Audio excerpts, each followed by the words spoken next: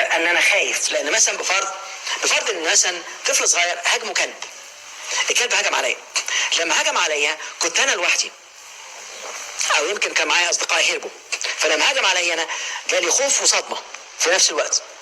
مع الوقت تراكمت، اصبحت بخاف من الكلاب كل اصنافها في اي مكان، في اي حته في العالم، سواء صغير ولا كبير، مع ان انا كبرت في السن، ما عنديش 5 سنين دلوقتي، اصبح عندي 50 سنه، لكن لسه بخاف من كل اصناف الكلاب وهخوف اولادي. ومش ممكن يكون في اي مكان، احتمال في كلب في مكان ما. والخوف بيجيب اخواته، حد يخاف من حاجات تانية كمان، حد بيخاف من الطيارات بسبب التلفزيون، اتفرج على فيلم تايتانيك ولا طياره بتقع، فطفل صغير بدا يخاف من الطيارات. مع الوقت المخ مش هيجيبك تفكير اللي هو في حاجه اسمها قانون نشاطات العقل الباطن وقانون التفكير المتساوي. انا بخاف من الطيارات بتطلع لفوق والطيارات مقفوله، حد اخاف من الاسانسيرات. انا خايف من ايه؟ ايه اللي ممكن يخوفك في الدنيا غير الخوف؟ هقول لكم حاجه، انا في يوم من الايام كنت اتفرجت على فيلم في التلفزيون كان اسمه ذا ماراثون مان، اللي هو كان بتاع داستن هوفمان، وشفت دكتور السنان وهو جايب الدريل، عارفين الدريل بتاعها دي كلها اللي تطلع من نافوخك تطلع في قفاك تجيب لك حول، فيعني عارف ليش قوي كده تخش النقاع الشعل. المهم فانا كنت خفت جدا من دكاتره السنان، كنت مدير عام في اكبر فنادق العالم واسناني بتوجعني وخايف اروح دكتور بسبب اللي حصل ده، فكنت اتكلم الاول بديهم اسم غلط وما اروحش. فقعدت على كده 3 اسابيع، الممرضه عرفت صوتي قالت لي مش هديك ميعاد تاني، انت ما بتجيش، انت خايف؟ قلت لها لا، اولا مش انا بتكلم، قالت لي انت. طب انت خايف ليه؟ قلت لها انت مالك؟ ما قالت لي مش هديك مواعيد تاني، قلت لها طب اديني ميعاد انا حاجه. وبعدين اول ما رحت الدكتور لقيته حاطط ايده وراه، قلت له معاك ايه؟ مخبي ايه؟ انا خايف من الدريل دي. فبصيت لقيته في الاخر معهوش حاجه، لكن كان معاه حقنه كبيره كده يحطها تعالى تطلع من قفاك، يعني عارف ازاي؟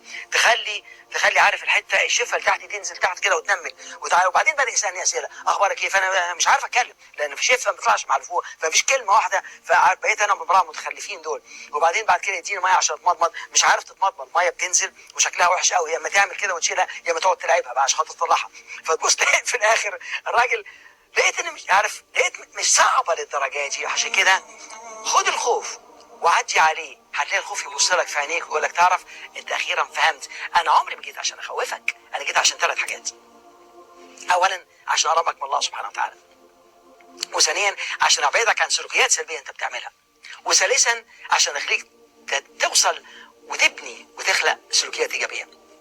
انا بسميها المثلث، ترجع لله عز وجل، تبعد عن سلوكيات سلبيه، تعمل سلوكيات ايجابيه، عشان تعمل ما ترجع تاني لله سبحانه وتعالى، هتلاقي المثلث ماشي كده باستمرار. فالخوف اكبر معلم للانسان، وساعات الانسان لما يتوجع وفي محطات حياته ويقول لك انا عندي فشل، مش حاجه اسمها فشل طبعا، ولكن في تجارب وخبرات، لكن توصل لما توجع ده احسن حاجه للانسان. فلولا وجود الفشل ليه مكان للنجاح طعام. عشان كده لولا وجود العسر ليه مكان لليسر معنا، ولولا وجود اليسر ليه مكان للعسر معنا. والله عز وجل قال لك ان مع الاثنين سوا، ان مع العسر يسر. لو انا بعمل دايره كده هتلاقي اليسر يطلع من العسر والعسر يطلع من اليسر، الاثنين شغالين مع الخوف.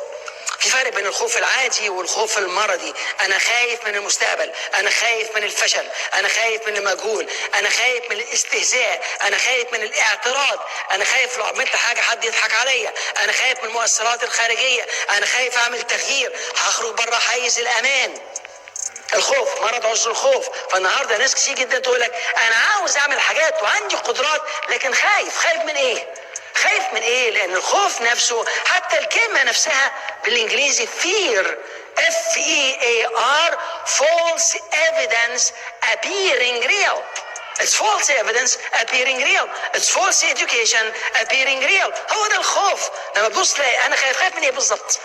عشان كده اشعر بالخوف وعدي anyway. هتبص تلاقي الخوف بسيط جدا جدا جدا، لان الخوف عمر ما كان خوف في حياتنا، سواء عندك خوف او عندك الم او عندك مرض، علشان 3 حاجات. اول حاجه ان يقربك اكتر من الله سبحانه وتعالى، وتاني حاجه عشان تبعد عن سلوكيات سلبيه، وثالث حاجه عشان تحسن نفسك. لما تعرف الدروس دي هتلاقي الخوف بسيط جدا. الخوف يقول لك انا احسن حاجه حصلت في حياتك، انت بس اديتني عنوان ان انا خوف، فانت بدات تخاف من ايه؟ بيخاف من الخوف اللي هو ايه؟ ففي الاخر تبص تلاقي مفيش معنى.